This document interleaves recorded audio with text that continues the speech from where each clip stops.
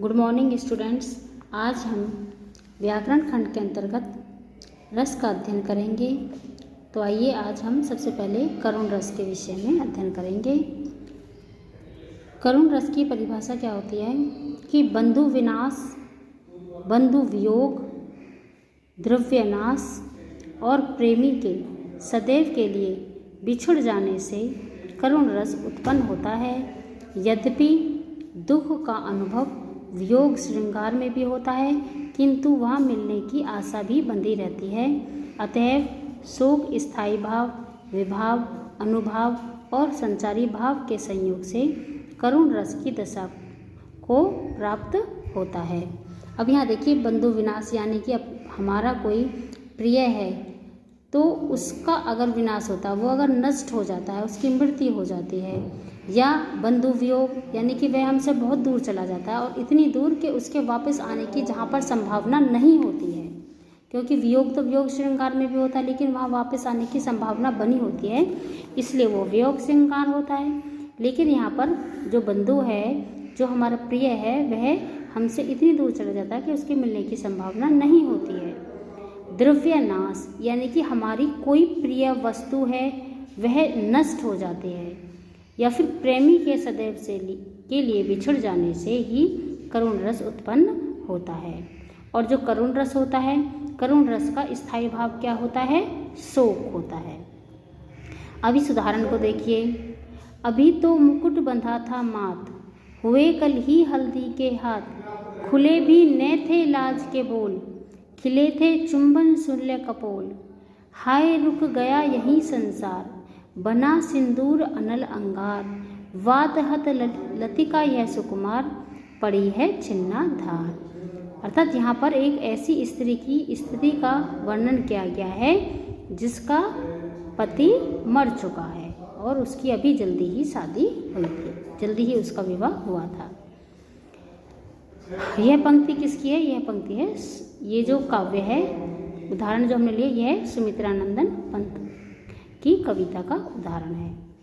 अब देखिए, इसका हम स्पष्टीकरण करेंगे कि इन पंक्तियों में विनष्ट पति, आलंबन तथा मुकुट का बनना, हल्दी के हाथ होना, लाज के बोलों का ना खुलना, ये सभी उद्दीपन है। वायु से आहत लतिका के समान नायिका का बेसहारे पड़े होना अनुभाव है तथा उसमें विषाद, दैन्य, स्मृति, जड़ता आदि संचारियों की व्यंजने की संचारी भाव है ये। इस प्रकार करुणा के संपूर्ण उपकरण और शोक नामक स्थायी भाव इस पद्य को करुण रस दशा तक पहुंचा रहे हैं। अब हम देखेंगे रौद्र रस। जब विपक्ष द्वारा किए गए अपमान अथवा अपने गुरुजन आदि की निंदा आदि से क्रोध उत्पन्न होता है, वहाँ रौद्र रस होता है। इस प्रकार क्रोध नामक स्थायी भाव, विभाव, अनुभाव और संचारी भाव के संयोग से रौद्र रस का रूप धारण कर लेता है। यानी कि अगर कोई किसी का अपमान करे या किसी के गुरुजनों की, यानी जिसका हम सम्मान करते हैं, उसकी कोई निंदा करे, तो उस निंदा को या उस अपमान के द्वारा जो हमारे अंदर जो क्रोध उत्पन्न होता है, क्रोध क्या होता है? रौद्र रस का स्थायी भाव, यानी कि क्रोध नामक जो स्थायी भाव उत्पन्न होता है वही रौद्र रस में परिणित हो जाता है। अब उदाहरण देखेंगे। रौद्र रस का उदाहरण क्या है? उस काल मारे क्रोध के तन कांपने उसका लगा, मानो हवा के जोर से सोता हुआ सागर जगा। तो इस काव्य पंक्ति में क्रोध स्थायी भाव का हमें पता चल रहा है। तो यहाँ पर कौन सा रस है? यहाँ पर रौद्र रस है। अब देखिए इसका स्पष्टीकरण। यहाँ अभिमन्यु के वध का समाचार सुनकर अर्जुन के क्रोध का वर्णन किया गया है। इसमें यानी कि जब अर्जुन ने अभिमन्यु के वध के समाचार को सुना तो उसी के बारे में है यहाँ पर कि उस बात को सुनकर उसका जो तन था वह क्रोध के कारण कांपने लग गया और ऐसा लगता था जैसे कि हवा के वेग से कोई सोता हुआ सागर जाग गया है। इसमें स्थायी भाव क्रोध है। रौद्र रस का स्थायी भाव क्या होता है? क्रोध।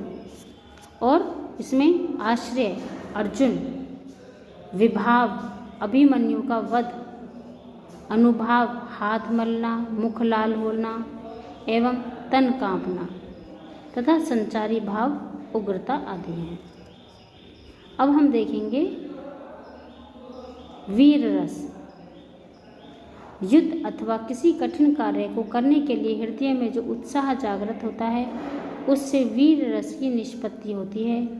उत्साह नामक स्थायी भाव, विभाव, अनुभाव और संचारी भाव का संयोग इसके प्रमुख उपकरण हैं। यानी कि युद्ध के लिए और कठिन कार्य करने के लिए हृदय में जो उत्साह उत्पन्न होता है, उत्साह की जो स्थायी भाव है वह उत्पन्न होता है, उसी से वीर रस की परिणति होती है। तो वीर रस जो होता है, वीर रस का स्थायी भाव क्या होता है? वीर रस का स्थायी भाव होता है उत्साह।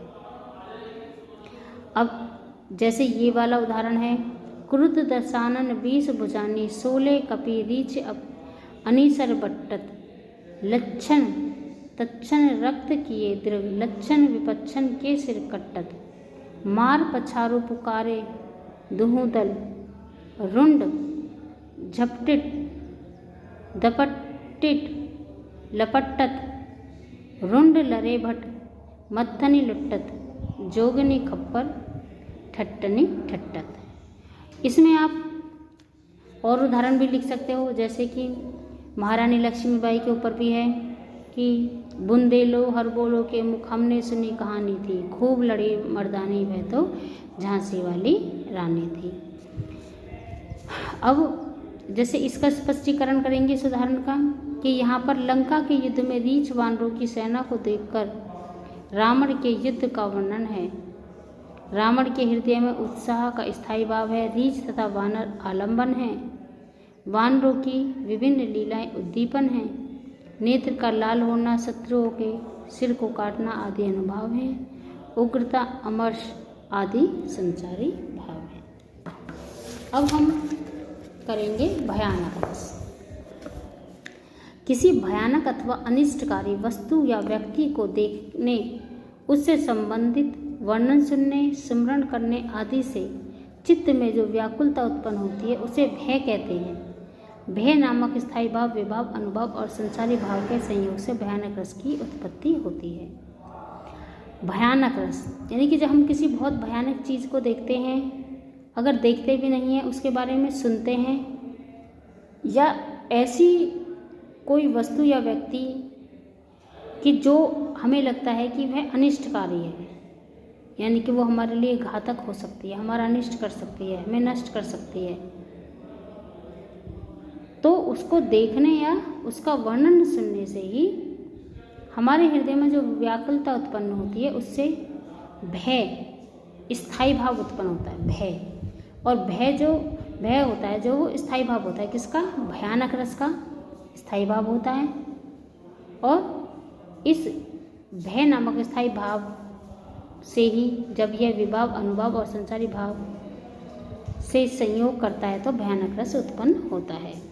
जैसे यह है, एक ओर अजगरही लखी, एक ओर मृगराय, विकल बटोही बीच ही पर यो मूर्छा खाए। अब जैसे यहाँ पे कहा गया है कि जो बटोही यानी कि जो राहगीर है, राह पर चलने वाला जो है यात्री है, उसने एक तरफ तो अजगर को देखा और एक तरफ उसने मृगराय अर्थात सिंह को देखा, और दोनों को देखकर फिर वो क्या हुआ, उसके अंदर भय उत्पन्न हुआ। व्याकुलता के कारण, डर के कारण उसके अंदर भय उत्पन्न हुआ और जिससे वह मूर्छा खाकर गिर पड़ा। तो यानी कि इसमें कौन सा रस है? भयानक रस। अब इसमें कहा कि मार्ग में जाने वाले बटोही का भय जो है वह स्थायी भाव है। अजगर एवं सिंह आलंबन है, जिन्हें देखकर ये जो भय नामक स्थायी भाव है यह उत्पन्न हो रहा है। अजगर और सिंह का दोनों ओर से घेरना उद्दीपन है। उद्दीपन यानी कि जिससे जो स्थायी भाव है वह और ज़्यादा तीव्र हो जाता है। पथिक का विकल या मूर्छित हो जाना अनुभाव है, यानी कि जो जिस चीज़ का उसके ऊपर जिस प्रकार से प्रभाव पड़ रहा है, उसकी शरीर की जो क्रियाएं हैं, त्रास, दैन्य, भय, अपस्मार आदि संचारी भाव हैं। इस प्रकार इस दोहे में भयानक रस की पूर्ण सामग्री विद्यमान है।